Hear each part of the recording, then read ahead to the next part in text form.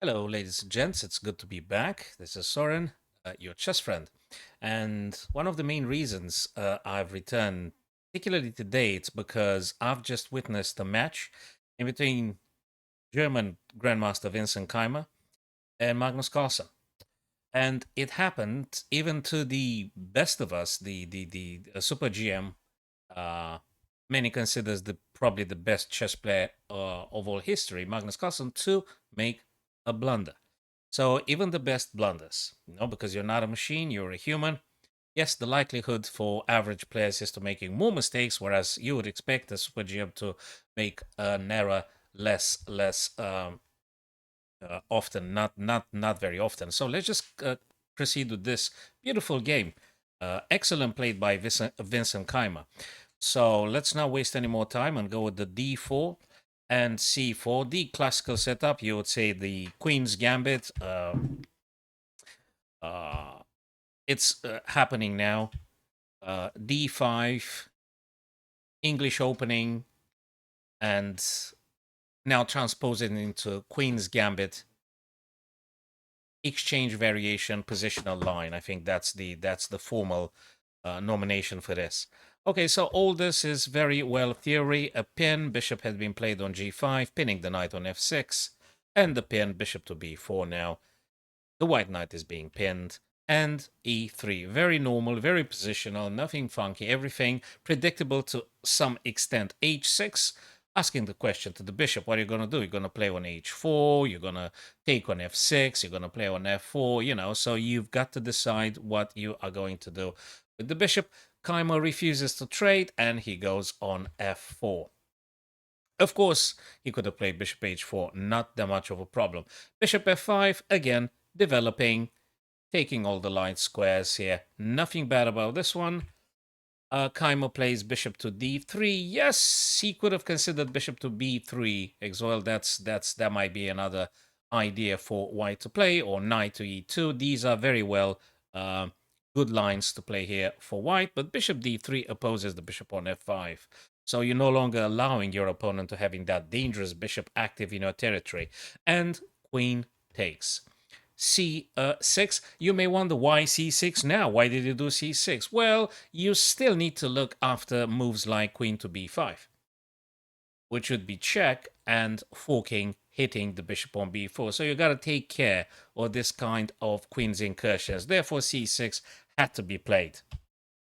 Knight to e2, ready to replace probably the knight on c3 if there were any exchange to happen. Bishop now being attacked. Knight h5 played by Magnus Carlsen, attacking the bishop on f4. Now you could take the bishop on ba, but it just feels a little bit flimsy now. You're taking with an active bishop, you're taking an idle, undeveloped knight. It's not very, very much appealing, I've got to say. So the move that he chooses to play, which is also a theoretical one, bishop to e5, it's a very sweet attacking move, because bishop to e5, probably you noticed now, all of a sudden makes the knight on h5 incredibly embarrassed, because he just simply can't move. That's for one. And in case black would ever push the f6, would be immediately sanctioned by white with queen g6, check, and knight being forked on h5. So this is already asking black to take a decision on what to play straight away. And now he replies with knight to d7, attacking the bishop, h3. Just in case any queen g5, you're going to hit with g4 then, and then this guy has to play. But it didn't happen. It just happened for Magnus to play knight h5 to f6. Bishop now very nicely retreats, maintaining its very dangerous diagonal. This is a very nice maneuver here. You maintain the activity of the bishop, and you refuse to give it away. So, and you maintain intact the pawn structure. That's also very important. You don't want to have an idle pawn on e5. So castles now, nothing wrong. It is very even. Okay, very even. a3, challenging the bishop. Bishop to a5. You don't trade unless you have a very good reason. Castles now for white. Rook, always move the rooks on open or semi-open files. So that's played by the book. Not a problem whatsoever. Rook to c1. Pretty much the same idea. Rook didn't do nothing here. You get it on C file. This is very important to activate your rooks. Hell, you need to activate all of your pieces as quickly as possible. B4 now, and bishop to d8. Obviously, you can't play it on c7 because you're going to blunder. So bishop d8 now. A little bit very unhappy there. Bishop, you can't say it's a formidable bishop because it just stops the connection in between the two rooks. But not the end of the world. Magnus will find ways to activate that bishop, and this is the moment. Bishop d8, knight g3, with the intention of knight to f5, but now Magnus can play very safely bishop to c7 because it's safe. And even if Keymer played knight to f5, you can actually take on h2 with tempo, checking the white king. So they need to take back. And now you decide where you want to move the queen to safety. Again, there's nothing problematic here. The game is very much even. Even if the engine would say it's a very, it's a bit of an edge for black here, but from a human's point of view, it is very much playable. So knight to g3, queen to d6, a bit of a pin, so it can't move. Probably they thought about this kind of ideas and just pressurizing the knight. It is always good to make a pin. If you can make a pin, do it. And keep the pin, don't break the pin. So now, obviously, it's no longer possible for black to think about this kind of ideas. a5, undermining the pawns on the queen side. Queen to b1. Knight to b6, get your pieces active. This knight looks very nicely on this superb outpost, potentially. Pawn takes. Knight plays on c4, very good outpost. And queen to b4, very sweet move, because after rook takes on a5, probably many of us would be thinking to, trade queens off the board or something. If you trade the queen, knight is going to take back. Not a big deal. And, it's not very clear what's going to happen. And now Keymer actually starts to play very interestingly, very creatively, with a very beautiful maneuver. Knight takes d5. And now if you say, wait a second, why can't I just take the queen? Well, that would be a super blunder. Because after queen takes queen, you do not take the queen straight away. You're going to take on f6 with tempo, checking the king, thus forcing black to take. And then you take the queen, hitting the rook, you see. And then the rook has to play theoretically, and then you might be able to just grab another knight. So it's looking very grim. Of course, Magnus can't play this kind of mistakes. He will play a mistake on move 36. I don't know what was the psychological reason for him to making that mistake, but hey, it did happen. Queen takes on c4, you gotta take the material back, and rook captures a3. So far, so good. Again, the game is being considered pretty much even with a meager 0.02 plus 0.02, which means almost nothing. Queens will come off the board now. Now we're getting into the ending, so to speak, middle game to the end of the game, very nicely. And there's nothing wrong with this. Doubling the rook on the A file. Always to keep in mind this kind of ideas. Very healthy. Keymer presses over, pushes the knight on F5. Naturally, you want to look at this knight, you want to look here. And that's incredibly exploitable square. And h5 being played at this minute now. I can't see the deep reason behind that particular move. Why did h5 being played? Maybe he should have investigating playing something else, maybe with the rooks. You see, the engine also suggests a rook to b3 to keep this guy alive, just in case of knight d6 were to happen. So probably a better move than h5 would have been rook b3. g4 captures and captures. And rook a2 being played now. Rook to b7. Rook a1, pinning the rook, so you can't go on b7 now because the king is in check from the rook on a1. Takes and takes with tempo, check. King plays, and now we're getting very closer to the mistake that Magnus played, which is this very critical moment of the game. Unfortunately for Magnus, and a little bit weird because Magnus is having like 15 minutes on the clock, whereas Vincent Keymer is only on 6 minutes. I guess psychologically, Magnus wanted to push Vincent Keymer into making blunders, mistakes. So he actually moved faster in an attempt to generate bad play, poor choices for Vincent Keymer. But actually, he was the one making the blunder. So you always have to stay sharp and to consider as many options as possible, especially if you got a generous amount of time to think, like 50 minutes for Magnus. I really don't know why he decided in less than 3 minutes, and he played knight to c7, which has a couple of reasons, but he omitted the most dangerous move of them all that Vincent Keymer can play.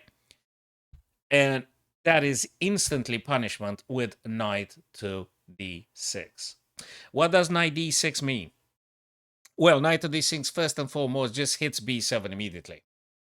And if you think about defending it using the rook, just saying, if you want to defend, there is another problem, and that is rook to f5 attacking f7. And you really can't defend so many weaknesses because white attacks with tempo, hits a weakness, and actually there is another weakness coming over with rook to f5 and f7 is becoming a problem. And even if you push forward, it's going to take, and you are not going to be in a very comfortable position here with the black king.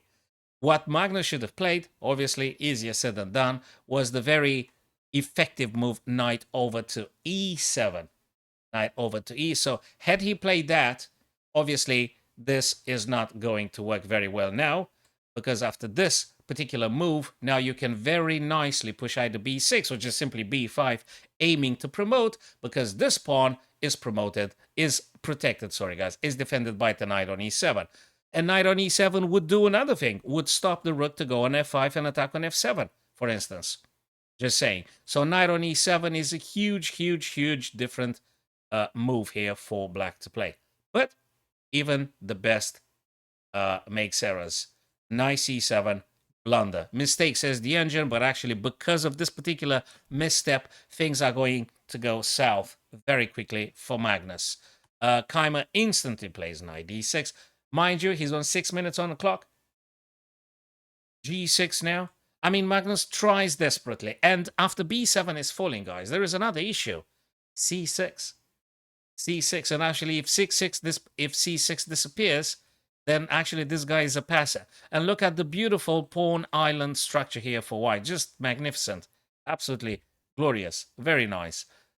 So knight being saved with double attack on c6. So simply cannot be maintained here. The position can't be maintained. Takes knight c6, preventing the pawn from moving on b4. There is no good moves for black here. It's already very bad. It's a very fat plus 288 advantage for white given by the evaluation bar. And there's simply no good moves for black to play. Because on move 36, Magnus blundered with knight c7 rather than knight e7. And now they went beyond the 40 moves, therefore they got one half an hour each of the two players, and that's more than enough for Vincent Keymer to capitalize. 4 connected pawns versus 2, and 2 pawns on the king side, and 1 isolated, very weak guy on the b file. And just followed something like this. And look at the effectiveness of the connected pawns. You simply can't touch them. You simply cannot touch them. And Keymer now plays e4, which means you can't get the knight into play. And even if you go via the h5, it's very easy stoppable with a move like king f3. So simply the black knight has been completely deemed ineffective at this point. Very painful for Magnus, paying for that blunder. So one single moment when you're not paying attention and actually all your effort vanishes. This is it. One mistake, goodbye. As simple as that. So he just pushes now. Vincent Keymer pushes. King centralizes itself with the intention of probably just moving closer and sabotaging this guy, supporting the pawn's advancement. King to b6 being played, trying to not allow the white king to infiltrate itself on c5, but the white knight does his job, undermining here, and just looking incredibly grim for black here. This guy not gonna make it. The knight comes back, because this and this are more than enough for the white knight to stop the black pawn from moving forwards, And good luck with stopping these 2 pawns. Absolutely disaster. Check. Knight now very nicely d3, therefore b2 is completely impossible. And d6 painfully advances. Even if Magnus does king c6, after e5 he simply resigned at this stage. You cannot touch this pawn chain, you can't stop their advancement, and you can't move the pawn forwards. And the white king simply, very, very, very simply is gonna harass the knight, probably take this pawn, or as long as the knight stays here, you don't have a problem with that pawn. It won't be able to move, so you can use the king to support the e-pawn's advancement. And this is it. Magnus just simply resigned. Is a very big advantage here, plus 720, plus 760 given by the engine at this stage. So even the best, even Magnus blunders every now and then, and it's a shame because he had a ton of time at his disposal. This is the moment after g5 play by white. Magnus played the fatal move, knight c7, rather than knight e7, which would be a perfectly fine, sweet move here. And you just continue playing. You absolutely continue playing at this stage. Even if white takes, even if white plays to d6, the game is very much continuable and playable. And this guy would attempt to actually moving down the board. So that was it for today, ladies and gents. Thanks very much for watching. I'm streaming quite often now because I finished the summer camp. So if you want to follow me on Twitch and, connect when I'm going live, getting notified, we could perhaps engage in more chess topics, playing a couple of friendlies, doing puzzles together, or commenting together, my friends, when we are witnessing super GMs battling one another. Thanks very much again, guys, and I'll see you soon.